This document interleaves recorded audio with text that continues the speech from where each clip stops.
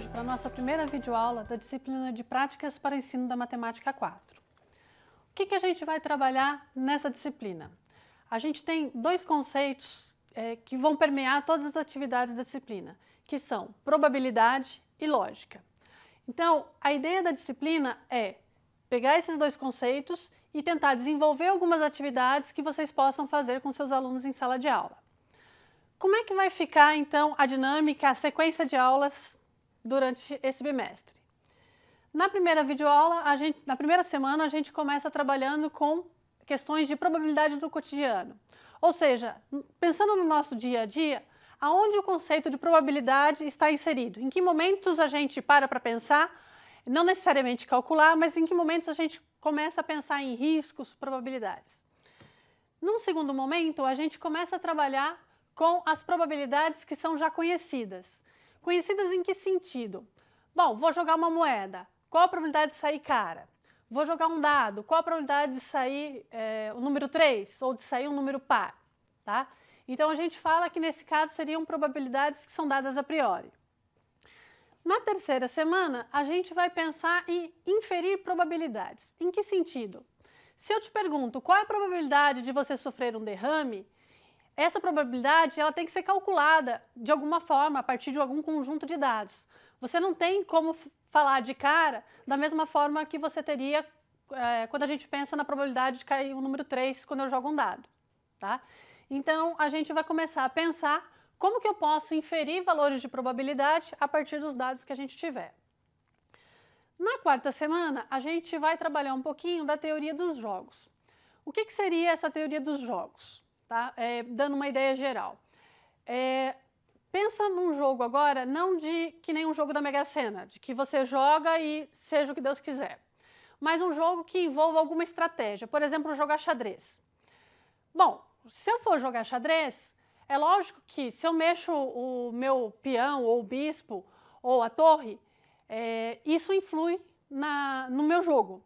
Então, há uma certa probabilidade de eu ganhar ou não, dependendo do que eu vou alterando nas peças ali ao longo do desenvolvimento da jogada. Então, o que acontece? Como é que a gente pode pensar em termos de probabilidade ou em termos de estratégias quando a gente tem esse tipo de jogo? Na quinta semana, a gente vai trabalhar um pouquinho como desenvolver pesquisas. Na terceira semana, a gente comentou que vai trabalhar a questão de como é que eu vou inferir probabilidades a partir de alguns dados. Então, por exemplo, se eu quero saber qual a probabilidade de eu sofrer um derrame, eu preciso ter alguns parâmetros de saúde para poder fazer essa conta. E como é que eu faço para levantar esses dados, esses parâmetros, para que a probabilidade de eu sofrer um derrame seja realmente aquela que está sendo calculada ali naquele momento? Então, a gente vai trabalhar um pouquinho essa questão da pesquisa. E nas duas últimas videoaulas, a gente vai trabalhar aí o conceito de lógica. Tá? A ideia do conceito de lógica aqui é a gente pensar aonde, nos dias de hoje, esses conceitos são mais pertinentes, tá? E como é que a gente pode fazer para ensinar lógica. A gente vai pensar em algumas atividades, inclusive olhando a questão da lógica de programação, que seria até um atrativo para os teus alunos aí que estão mexendo com jogos, desenvolvendo softwares na internet. Bom, nossa sequência então de aulas é essa. Vamos começar a aula de hoje falando um pouquinho então da probabilidade no cotidiano. A gente começa pensando, né, será que vai chover hoje?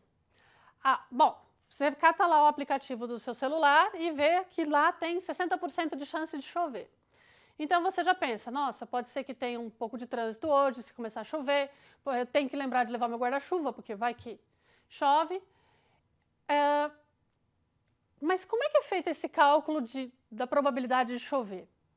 Né? A gente não para pensar porque a gente tem essa informação de uma maneira até fácil no celular. Outras questões. Será que eu consigo chegar para a reunião das 14 horas? Então eu estou lá almoçando, já é 1h da tarde, eu preciso atravessar a cidade, será que vai dar tempo de chegar lá às 14 horas? Estou correndo, preciso passar no supermercado antes, sei lá. Né? Então a gente acaba, de alguma forma, mesmo que intuitivamente, pensando nessa probabilidade, mesmo que não se efetue algum cálculo, para chegar num valor específico. Tá? Mas a gente começa a pensar se é provável que aconteça ou não. Quais as chances de eu ganhar na Mega Sena? Bom, aqui vale um parênteses. A chance de ganhar na Mega Sena é algo em torno de uma chance em 50 milhões, em pouco mais de 50 milhões. Tá? Tem uns números quebrados, mas vamos arredondar uma chance em 50 milhões. A chance de você ser atingido por um raio e vir a falecer é de 1 em 2 milhões. Então, você tem mais chances de ser atingido por um raio do que de ganhar na Mega Sena. Mas alguém ganha, né? Então, por que não tentar? Quando a gente pensa nas probabilidades, quando a gente não efetua cálculos, né, e quando a gente pensa em fazer as coisas intuitivamente, a gente tem que tomar um cuidado porque às vezes a mente engana a gente. Dá uma olhada aqui nesse teste. Eu tenho aqui uma sequência de quadrados, tá? Azuis e vermelhos. E eu pergunto para você, qual que é o próximo quadrado nessa sequência? Então, se eu for aqui, qual que seria o próximo quadrado depois daquele último azul? E aí você olha essa sequência e você percebe que existe um padrão. Então, vermelho, azul, vermelho, azul, vermelho, azul, né? Tem o meu padrão aqui se repetindo. Então, você vai chutar que vai ser qual? O vermelho, porque você identificou um padrão. Olha essa sequência agora. Essa sequência agora parece que tem um padrão? Você consegue identificá-lo? Não. Mas a sua primeira tentativa é de olhar e tentar achar um padrão para ver se você acerta qual que seria o próximo quadrado nessa sequência. E aí o que acontece? Como aqui não tem um padrão, né, você poderia chutar azul ou vermelho. Considerando que nós temos aqui 4 vermelhos e 6 azuis, o que você acha que seria mais provável? Bom, se eu tivesse que chutar, tem mais azul, deve ter mais azul, vou chutar no azul. Tá? Se eu simplesmente olho qual que tem mais e chuto naquela cor que apareceu mais, eu tenho uma certa chance de ganhar. Mas se eu tento achar um padrão, a minha chance de ganhar acaba sendo reduzida, porque eu vou tentar inventar um padrão aqui. Então, olha só, começo aqui, azul, vermelho, aí eu tenho 3 azuis, aí eu posso pensar assim, ó, azul, vermelho, azul. Ah, aqui no final terminou com azul, vermelho, azul. Então, será que depois não vem mais 2 azuis? Mas nota que eu não tenho como inferir isso, porque é diferente da de cima, que o padrão eu via repetindo várias vezes. Aqui eu estou chutando que o padrão deve ser esse, então, portanto, eu chutaria que seria um azul. Tá? Só que seria muito mais provável de acertar se eu pensasse de outra forma. Aqui, no caso, pensando se existe o padrão, eu chutaria azul, e o que mais apareceu é azul. Então, aqui no caso, eu chutando azul, a probabilidade seria a mesma nos 2 casos. Tá? Mas a gente tem que tomar um certo cuidado, porque boa parte das vezes a gente se engana. Dá uma olhada aqui, ó. Se você jogar uma moeda 7 vezes e cair cara nas 7 vezes, o que você apostaria na 8ª vez? Bom, muitas pessoas vão falar, bom, você já saiu cara 7 vezes, vai sair cara na 8ª.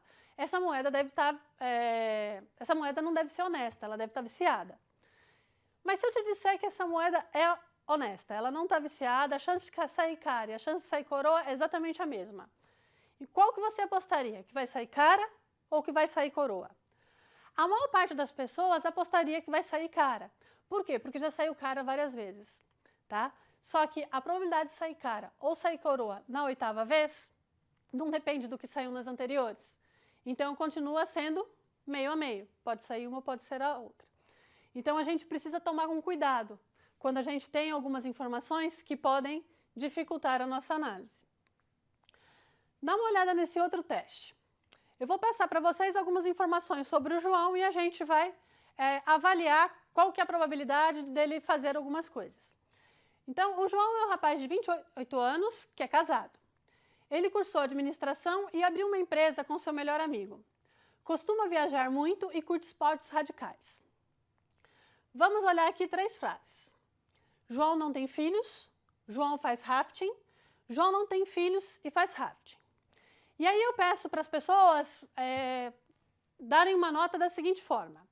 1, se ela acha que é altamente improvável. Então, João não tem filhos. Com base nessa descrição, eu considero que seja altamente improvável. Então, eu dou a nota 1. E se eu achar que é bastante provável, altamente provável, que ele tenha filhos, que ele não tenha filhos, então eu dou uma nota, por exemplo, 8, ok? E aí a gente faz uma pesquisa com várias pessoas e descobre que a média que as pessoas deram, nesse padrão de 1 a 8, é aquele lá, tá? Então, eu tenho uma probabilidade baixa aí de João não ter filhos, eu tenho uma probabilidade intermediária aí dele fazer rafting, e eu tenho uma probabilidade um pouco mais elevada de João não ter filhos e fazer rafting. Você consegue perceber aonde está o erro aqui, ou o que parece estranho nesse problema? Dá uma olhada. João não tem filhos, é uma ideia. João faz rafting, é outra ideia. Quando eu pego essa última aqui, não tem filhos e faz rafting, eu estou pedindo duas coisas. E o que as pessoas percebem é que tem mais probabilidade dele ter essas duas características do que somente uma delas. O que contradiz totalmente a questão da probabilidade. Dá uma olhada, vamos supor que você não soubesse nada sobre o João, vamos mudar um pouquinho. João não tem filhos. João faz rafting. João não tem filhos e faz rafting. Bom, você diria o quê? Tem uma certa probabilidade, tem uma certa probabilidade. A probabilidade dele ter as duas coisas deve ser menor, ok? Então, quando eu não tenho a informação, pode ser que eu consiga, digamos, pensar um pouquinho melhor e olhar com outros olhos essa questão da probabilidade. Mas quando a gente tem algumas informações, essas informações podem não ajudar e, inclusive, atrapalhar a sua percepção das probabilidades, tá? Então, sempre que eu tenho a probabilidade de uma coisa, a probabilidade de outra e a probabilidade de duas coisas, essa probabilidade de duas coisas, ela tem que ser menor do que as anteriores, ok? Um outro exemplo aqui, que também segue na mesma linha. O que é mais provável? Que o preço do feijão suba ou que o preço do feijão suba porque a economia está em crise? Bom, você vai falar, bom, se a economia está em crise, é bastante provável que ele suba. Então, aí eu diria que é mais provável é a segunda questão. Não. Por quê? Na primeira questão, eu não falo por que o preço do feijão vai subir. Então, dá uma olhada. Na de baixo, ele só vai subir porque a economia está em crise. Na de cima, ele pode subir porque a economia está em crise, porque deu problema na safra, porque o dono do supermercado resolveu que ele queria subir. Ou seja, eu tenho vários porquês ali.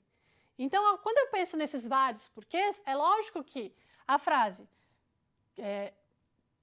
a probabilidade do preço do feijão subir pura e simplesmente, né, seria muito mais provável, teria uma probabilidade maior de acontecer, do que se eu olhar a de baixo, que tem um porquê, uma situação específica ali. Só que, na hora que a gente lê porque a economia está em crise, aí você já começa a pensar, não, isso aqui vai ser mais provável, tá? Nota que isso, pensar nessas características e ter esses cuidados, envolve um certo raciocínio lógico, tá? Então, guarda isso em mente, porque a gente vai pensar algumas dessas questões de lógica nas últimas videoaulas. Vamos olhar um outro exemplo do dia a dia, entre aspas, não de todo mundo, mas de algumas pessoas. A chance de uma pessoa aleatória ter um DNA semelhante à da amostra de uma cena de crime é de 1 em 1 milhão ou de 1 em 1 bilhão. Tá? Alguns estudos falam 1 em 1 milhão, outros em 1 em 1 bilhão, mas vamos pegar a menorzinha delas. A chance é de 1 em 1 milhão. Então, imagine o seguinte, tem uma cena do crime, coletaram lá o sangue, tá? A chance de qualquer pessoa ter o DNA semelhante àquele da cena do crime é de 1 em 1 milhão. Aí, imagina que você foi escolhido para ter o DNA igual ao da cena do crime, ok? E você está tentando provar que você é inocente. Só que a chance disso acontecer é de 1 em 1 milhão. Então, o que vai ser provável que aconteça? Que você seja condenado. O que normalmente as pessoas não dizem? Durante todo esse processo de coleta, armazenamento desse sangue, até o teste do DNA, pode ter uma falha humana nesse processo. E geralmente a falha humana é em torno de 1 para 100. Ou seja, existe uma chance em 100 desse teste estar errado. Então, você não pode ser condenado com base num único teste. Por quê? Porque a chance de você não ser aquela pessoa é de 1 em 100. E aí, o que é feito? Bom, pede-se que seja feito um teste de DNA em outro local, em outro laboratório, que não faça parte da mesma rede, para ter uma opinião independente. Bom, nesse segundo teste, nesse segundo laboratório, você lá de novo deu como semelhante a amostra da cena do crime. Bom, a chance dos 2 laboratórios terem dado erro, aí não é de 1 para 100, é de 1 para 10.000. Ou seja, se 2 laboratórios confirmarem, a chance de você realmente ser o autor do crime, ou pelo menos ter participado da cena, é de 1 em 10.000. E se a gente colocar um terceiro laboratório, a chance de você... E esse laboratório também confirmar que aquele DNA da cena do crime é teu, aí a chance do erro dos 3 laboratórios juntos é de 1 em 1 milhão. Ou seja, aí realmente vai confirmar que você estava lá e pode não ter sido o autor do crime, mas estava por lá. E aí você vai ter que se explicar, ok? Então, não tem como condenar uma pessoa com base num único teste de laboratório. E também é a mesma questão com os testes de paternidade, né? Você não tem como... Tem uma chance em 100 daquela pessoa, daquele pai, não ser realmente o pai da criança, por conta dessa falha humana. Vamos lá, então. Mais um exemplo aí. Pesquisa eleitoral. Foi feita uma pesquisa eleitoral, o candidato A deu que tem 43% das intenções de voto, candidato B, 38% das intenções de voto. De uns, digamos assim, 2.000 para cá, mais ou menos, né? É incluído, o pessoal apresenta a margem de erro da pesquisa. Tá? O pessoal mais antigo lembra que as pesquisas antigamente não tinham, o pessoal nem falava nessa margem de erro na hora que era divulgado na TV. Mas atualmente o pessoal está colocando a tal da margem de erro. E aí se fala, por exemplo, que a margem de erro é de 2%. Então, o que isso significa? O candidato A tinha 43%, mais ou menos 2%, estaria em torno de 41% a 45% de intenções de voto. O candidato B estaria algo entre 36% e 40% das intenções de voto. O que não se diz? Bom, primeiro, as pessoas mudam de opinião muito rapidamente, tá? Então, isso aqui é uma ideia do que pode acontecer na eleição, mas o que vai acontecer depende, digamos, do clima naquele dia da eleição. Então, vamos imaginar que a eleição fosse acontecer naquele dia que foi feita a pesquisa lá. Então, se a eleição fosse realizada naquele momento, o que acontece? A gente tem 95% de chance, de probabilidade, de realmente as porcentagens dos candidatos caírem nesses 2 intervalos. Mas a gente tem 5% de chance de cair qualquer coisa, inclusive o candidato C, D, E, que estava lá embaixo, ele poder ser o eleito. Existe esses 5%. E às vezes as pessoas se surpreendem quando no último minuto as coisas mudam de figura. Estatisticamente falando, existe realmente uma probabilidade de 5% de não ser nada daquilo, tá?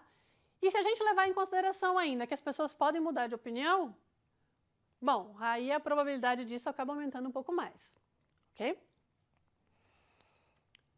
Seguro. Você vai fazer um seguro de vida. O que está embutido nesse seguro? Qual é o pensamento que está por trás? Bom, qual que é a probabilidade de você morrer? Porque se a probabilidade de você morrer for alta, o teu seguro vai ser mais caro, né? Então, eles vão ter que avaliar por uma série de parâmetros qual a probabilidade de você morrer para oferecer o seguro de vida para você. E em relação ao carro, que probabilidade está aí no meio quando você faz um seguro de carro? Qual que é a probabilidade de você sofrer um acidente? Você costuma ter vários pontos na carteira? Você tem uma direção que é mais prudente? Você é uma pessoa mais tranquila no trânsito? Como é que é? Como é que é esse teu perfil? E a gente não contrata só o seguro por conta de acidente no trânsito, né? A gente contrata também pelo fato de existir uma probabilidade desse carro ser roubado. Então, qual a probabilidade do teu carro ser roubado? Tem garagem? Você deixa em garagem? Você trabalha longe? Você viaja muito com ele? Como é que é esse teu perfil? Então, todas essas probabilidades são levadas em consideração quando você faz o seguro do carro. E de casa, qual a probabilidade da sua casa sofrer um assalto? Ou qual a probabilidade da sua casa ser devastada por um tornado, ou ter uma enchente, ou alguma coisa do gênero? Então, tudo isso vai influir no preço do seu seguro.